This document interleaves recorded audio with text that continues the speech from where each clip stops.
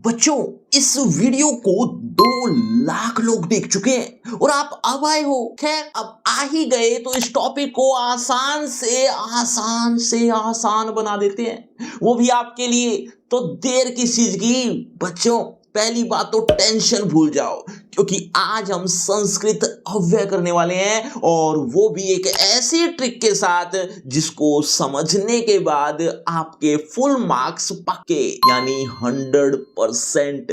तो देर किस चीज की, करते हैं शुरू। नमस्ते, मेरा नाम आशीष है। देखो बच्चों, सबसे पहले समझते हैं कि अव्यय है किस चिड़िया का नाम।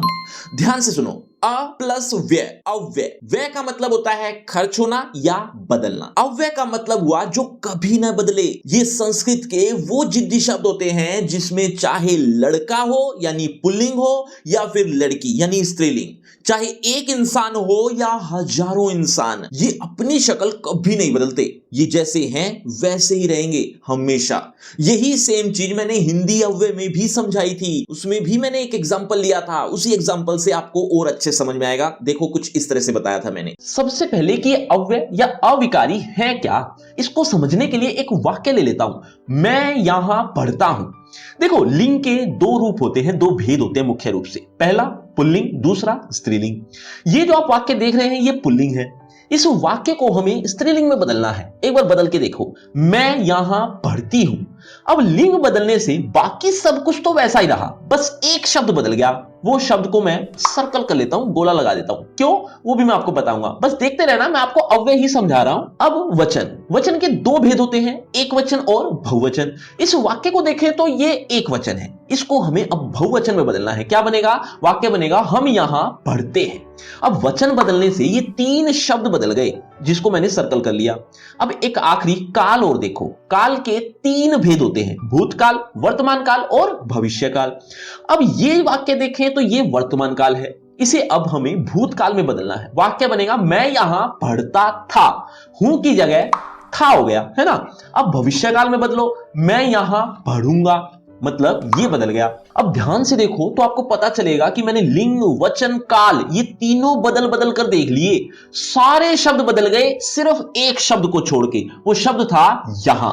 तो ऐसे शब्द जो लिंग, वचन, काल की दृष्टि से नहीं बदलते, वो अव्यय होते हैं या अविकारी होते हैं। ठीक है, आसान शब्दों में समझाऊं तो अव्यय वो हैं जिन पर लिंग, वचन, काल का कोई फर्क नहीं पड़ता, जैसे थे वैसे ही रहते हैं। अब हिंदी में तो आपने देखा कि यहां शब्द का उदाहरण लिया है। संस्कृत में भी यहां शब्द होता है, बस संस्कृत में यहां को अत्र कहते हैं, है ना। बाकी सब वही बात है, सेम टू सेम। अब वैसे तो बहुत सारे होते हैं, लेकिन 9th सीबीएसई सिलेबस में केवल यही अव्यय हैं जो आपके सिलेबस में आएंगे। आपके सिलेबस में जो अव्यय हैं उनको 4 हिस्सों में बांटा है। चलो एक एक करके इनको ट्रिक के साथ समझते हैं। देखो, पहला है स्थान बोधक, यानी जगह बताने वाले शब्द। इनकी ट्रिक है त्र का जादू। जिसके आखिर में त्र दिख जाए तो समझ लो वो जगह बता रहे हैं।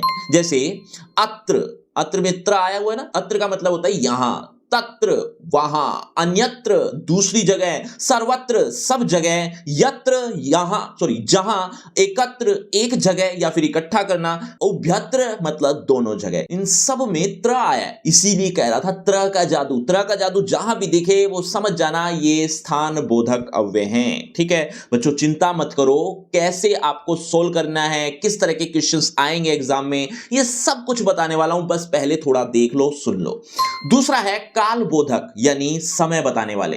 इनकी ट्रिक है दा का फंडा। जिस शब्द के पीछे दा लगा हो वो टाइम बताएगा। जैसे यदा मतलब जब, तदा मतलब तब, सर्वदा मतलब हमेशा, एकदा मतलब एक बार। अब इसके अलावा कुछ शब्द और भी हैं जो द वाले तो नहीं है, लेकिन आते समय बताने के लिए है। जैसे पुरा मतलब पहले, अधुना मतलब अब, अद्य मतलब आज, श्वः मतलब आने वाला कल, और ह्य मतलब बीता हुआ कल। तीसरा है प्रश्न बोधक, यानी सवाल पूछने वाले शब्द। जैसे इंग्लिश में WH फैमिली होती है ना, जैसे व्हाट, वाई, वेयर, वैसे ही संस्कृत में क फैमिली होती है। ये हमेशा क से शुरू होंगे। जैसे किम मतलब क्या, कुत्र कहां, कति कितने, कदा कब, इसके अलावा कुतः मतलब कहां, इसके अलावा कथम मतलब कैसे, किमर्थम मतलब किस लिए। ये सब क्वेश्चन मार्क वाले हैं। और लास्ट में आते हैं अन्यानी। अन्यानी माने अन्य शब्द, मतलब जो अभी तक जितने भी हमने पढ़े हैं उनके अलावा कुछ शब्द और भी हैं, वो अन्य शब्द हैं। देखो इनमें से कुछ तो ऐसे शब्द हैं जो हमेशा बेस्ट फ्रेंड यानी जोड़ियों में चलते हैं। अगर वाक्य में एक दिख जाए तो खाली स्थान में दूसरा ही आएगा। जैसे यदि यानी जिसका अर्थ होता है अगर इसके साथ अगर आपको लगाना हो तो तरही यानी तो लगा दो। जैसे फॉर एग्जांपल यदि बारिश होगी तरही यानी तो मैं नहीं आऊंगा। आ गया ना, यदि के साथ तरही तो आना ही है। इसके अलावा यथा के साथ तथा आएगा, यथा राजा तथा प्रजा। अब कुछ और छोटे छोटे शब्द भी हैं मगर बहुत जरूरी शब्द हैं, ये भी अन्यानी में ही आएंगे। जैसे च का मतलब और, अपि मतलब भी, एव मतलब ही, सम्यक मतलब सही और तू मतलब तो। बच्चों अव्यय का क्या अर्थ बताया था अभी थोड़ी देर पहले ही तो बताया। एक बार जल्दी से कमेंट कर दो, देखना चाहता हूं कितने बच्चे ऐसे हैं जो बहुत ध्यान से सुन रहे हैं।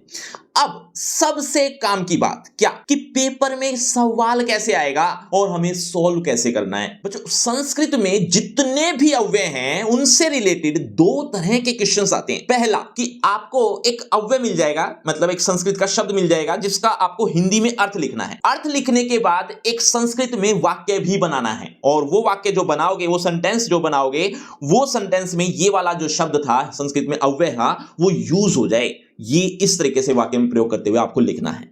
इस कंडीशन में आपको क्या करना है, हर एक अव्यय का एक एक वाक्य याद करके जाना है। आपको मैं सिंपल सेंटेंस दे रहा हूं जो आपके सामने लिखे हुए हैं। इस सेंटेंस को याद कर लेना आसान है, छोटे छोटे हैं, इजी आपके लिए लेकर आया हूं। और अगर आपको ये रिटर्न में चाहिए तो डिस्क्रिप्शन बॉक्स में एक लिंक दे रहा हूं फ्री क्रैश कोर्स के नाम से, वहां पर रिटर्न में भी ये चीज आपको देखने को मिल जाएगी, जरूर देख लेना। एक तरीका तो ये था, लेकिन ये तरीका आता नहीं है। मोस्टली दूसरा तरीका आता है और वो है फिल इन द ब्लैंक्स, जिसमें आपको एक खाली स्थान मिल जाता है और अव्यय छाट कर उसमें लिखना होता है, यानी वो फिल इन द ब्लैंक्स भरना होता है, या यूं कह लो कि खाली स्थान भरना होता है। तो इस केस में आपको क्या करना है, मान लो एग्जाम में कोई वाक्य आ गया, मतलब आपसे प्रश्न पूछा जा रहा है और आपको अब उसकी हिंदी बनानी नहीं आ रही, तो क्या आपके नंबर कट जाएंगे?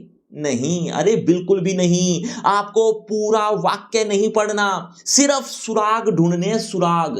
अब सुराग कैसे ढूंढे, उसके लिए तो जासूस बनना पड़ेगा। जासूस बनने के 4 सिंपल ट्रिक बता रहा हूं जिससे आपका आंसर बिल्कुल करेक्ट हो जाएगा। आइए शुरू करते हैं। ट्रिक नंबर 1 यानी बेस्ट फ्रेंड वाली ट्रिक। ये जोड़ीदार शब्द होते हैं, मतलब सबसे आसान ट्रिक है। संस्कृत में कुछ अव्यय ऐसे होते हैं जो जयवीरू की तरह होते हैं, बिल्कुल जोड़ी में आते हैं हमेशा। अगर वाक्य में एक दोस्त दिख जाए तो खाली जगह पर यानी ब्लैंक स्पेस में चुपचाप दूसरे दोस्त को बिठा देना, आपको नंबर मिल जाएंगे। कैसे? अगर वाक्य में यदा मतलब जब आ जाए तो खाली जगह पर आपको तदा लिखना है, मतलब यदा का जोड़ीदार है तदा यानी तब।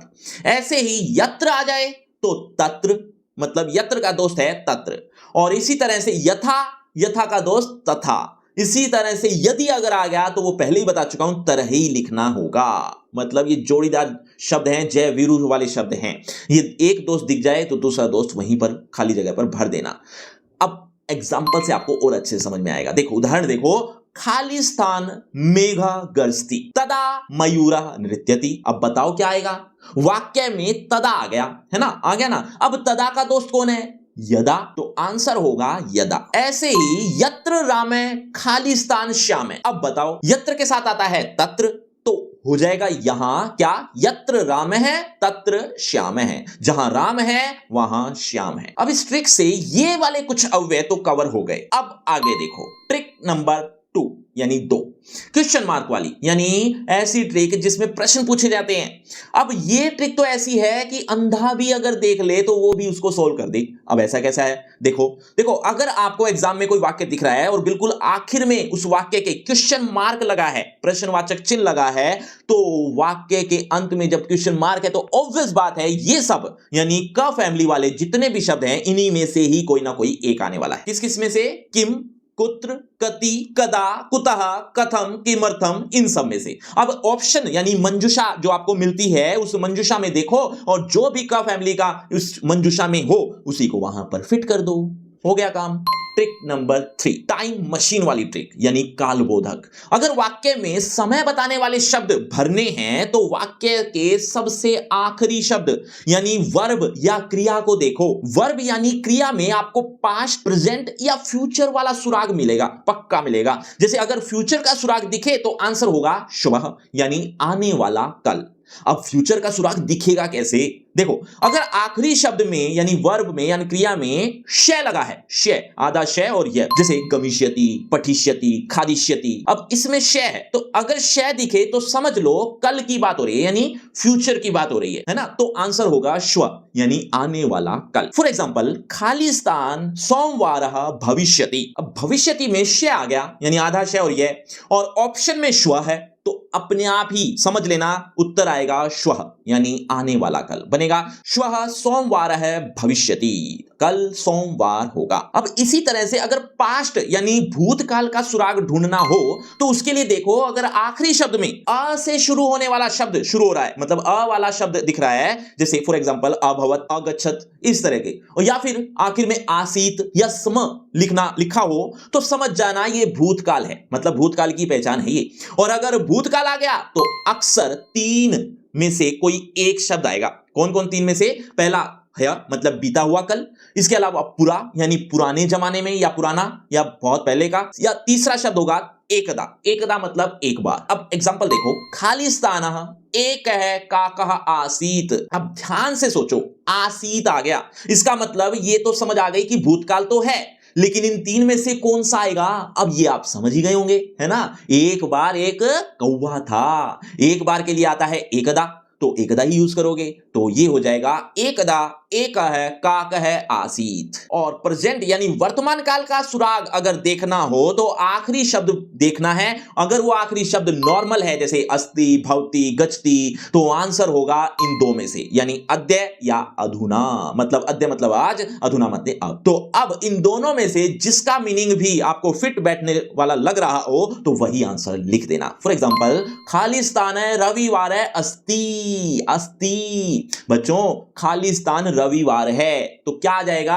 अपने आप ही अद्य आ जाएगा ना, अद्य माने आज। अब ट्रिक नंबर 4 देखो, संस्कृत का च मतलब और बहुत ही नायाब किस्म का शब्द है। इंग्लिश में हम इसे एंड कह देते हैं, लेकिन एंड हमेशा बीच में लगता है, जैसे for example Ram and Shyam. लेकिन संस्कृत में च हमेशा सबसे आखिर में लगता है। मतलब अगर वाक्य में 2-3 नाम एक साथ लिखे हुए दिख जाएं और उसके बाद खाली स्थान है तो वहां 99% च आएगा। फॉर एग्जाम्पल, रामः लक्ष्मणः सीता खालिस्तान वनम अगच्छन्। अब 3 नाम आ गए, 3 नाम आ गए तो उसके बाद खालिस्तान भी है, यानी यहां राम, लक्ष्मण और सीता के बाद खालिस्तान आ गया तो आंख बंद करके च लिख देना, आपका बिल्कुल ठीक हो जाएगा। बच्चों, जोड़ी वाले शब्द मैंने कुछ बताए थे, अगर थोड़ा बहुत भी समझ में आए, याद हैं, तो एक बार कमेंट करके बता दो वो जोड़ी वाले शब्द कौन से थे। कोई 2 ही बता दो, कोई 1 ही बता दो, लेकिन बताओ, देखते हैं कितने बच्चे हैं जो बहुत ध्यान से अभी तक भी सुन रहे हैं। अब ये जो 4 ट्रिक बताई, इनके अलावा कुछ शॉर्टकट भी बताता हूं, वो भी ध्यान से सुनना। जब किसी बात पर जोर डालना हो तो ये 3 अव्यय अक्सर यूज होते हैं। कौन कौन से? अपि, एव, तु, ये 3। फॉर एग्जाम्पल, अहम अपि गच्छामि, मैं भी जाऊंगा, भी जोर डाल रहे हैं। त्वम एव चतुरः, तुम ही चालाक हो। राम तु पठति, राम तो पढ़ता है। बच्चों, ये जो शब्द आपको हाईलाइट दिख रहे हैं ये सब कवर हो चुके हैं, लेकिन इनके अलावा जो शब्द बच गए यानी वो जो कुछ रह गए, अब उनके लिए थोड़ा बहुत तो आपको वाक्य की हिंदी बनानी ही पड़ेगी। मतलब कुछ थोड़ा जोर तो हिंदी बनाने में भी लगाना। वैसे तो अव्यय का सबसे बेस्ट तरीका यही है कि आप जो भी वाक्य देख रहे हैं एग्जाम में उसकी हिंदी बनाने की कोशिश करो। मतलब चाहे टूटी फूटी ही सही, लेकिन उसकी हिंदी जैसे तैसे भी बना लोगे तो फिर आपका जो काम है वो बहुत आसान हो जाएगा। लेकिन अगर हिंदी बनानी फिर भी नहीं आ रही तो मैंने जो ट्रिक बताई है वो आपके लिए बहुत हेल्पफुल रहेंगी। तो बच्चों, अब एग्जाम में फिल इन द ब्लैंक्स देखकर घबराना मत, बस जासूस की तरह सुराग ढूंढना, बेस्ट फ्रेंड को मिलाना और क्वेश्चन मार्क को देखकर क वाला शब्द शब्द ढूंढना और आखिरी शब्द पढ़कर काल पहचानने वाली ट्रिक लगाना, आपके फुल मार्क्स पक्के हो जाएंगे। तो बच्चों इसी तरह से आप अदर टॉपिक्स भी इजी वे में समझना चाहते हैं तो उसके लिए आप फ्री क्रैश कोर्स देखिए, लिंक दे रहा हूं डिस्क्रिप्शन बॉक्स में। इस कोर्स का सबसे बड़ा फायदा है कि आपको आपकी class related A to Z topics एक ही जगह पर देखने को मिल जाएंगे, कहीं भी आपको भटकने की जरूरत नहीं पड़ेगी। लेकिन उससे पहले होगा आपका इसी टॉपिक से रिलेटेड एक छोटा सा टेस्ट। देखना चाहता हूं इस टॉपिक आपने कितने अच्छे समझा। अगर अच्छे समझ चुके तो देखे जरा किसने कितना पढ़ा। पहला प्रश्न आपकी स्क्रीन पर ये रहा, खालिस्तान वर्षा भविष्यति तरहि अहम न गमिष्यामि। बच्चों हर प्रश्न के बाद आपको 5 सेकंड मिलेंगे आंसर देने के लिए। आप अपना आंसर कमेंट करते रहना, एंड में देखना चाहता हूं किसके कितने आंसर ठीक हुए। खालिस्तान वर्षा भविष्यति तरहि अहम न गमिष्यामि। आपके ऑप्शन आपकी स्क्रीन पर ये रहे, ए यदा, बी यदि, सी कुत्र या डी अपि। आपके 5 सेकंड, 5 4 3 2 1 0। सही उत्तर है ऑप्शन बी यदि। चलिए बच्चों अगला प्रश्न, तव नाम खालिस्तान अस्ति क्वेश्चन मार्क। बच्चों 5 सेकंड ऑप्शन के बाद, ए तत्र, बी किम, सी अद्य या डी एव। 5 4 3 2 1 0। सही उत्तर है ऑप्शन बी किम। चलिए बच्चों अगला प्रश्न, रामः श्यामः खालिस्तान विद्यालयम गच्छत। आपके ऑप्शन ए च एव तू या फिर अपि। 5 4 3 2 1 0। सही उत्तर है ऑप्शन ए। चलिए बच्चों अगला प्रश्न, खालिस्तान एकः नृपः आसीत्। आपके ऑप्शन ए श्वः, अद्य, एकदा या डी कुत्र। 5 4 3 2 1 0। सही उत्तर है ऑप्शन सी एकदा। तो बच्चों ये आपका रिपोर्ट कार्ड ध्यान से देख लीजिए और पढ़ लीजिए। और हाँ, आपके टोटल मार्क्स कितने आए ये कमेंट करना मत भूलना। और आपकी क्लास से रिलेटेड एक फ्री क्रैश कोर्स आ गया जो कि बिल्कुल फ्री है, लिंक आपको डिस्क्रिप्शन में सबसे ऊपर मिल जाएगा। और अगर आप मुझसे पर्सनल बातचीत करें तो सभी सोशल मीडिया लिंक डिस्क्रिप्शन में आ जाइए, बातचीत करते हैं। शुक्रिया, धन्यवाद।